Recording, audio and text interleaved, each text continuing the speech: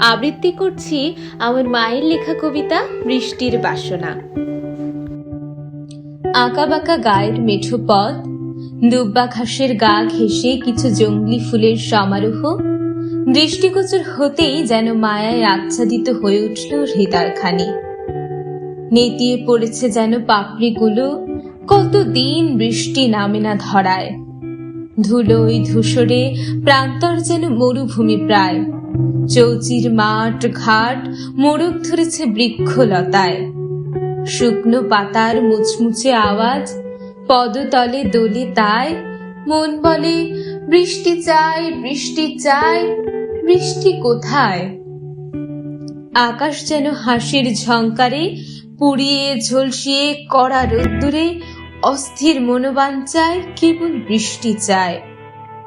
বৃষ্টি হো, বৃষ্টি হো, পাখিরা ডাকে।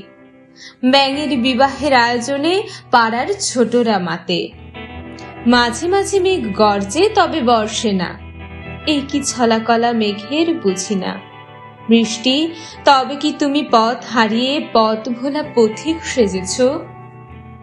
অনাহারী প্রকৃতি তোমার প্রত্যাশায়, বারে বারে রুদ্ধশ্বাসে অস্থিরতায়।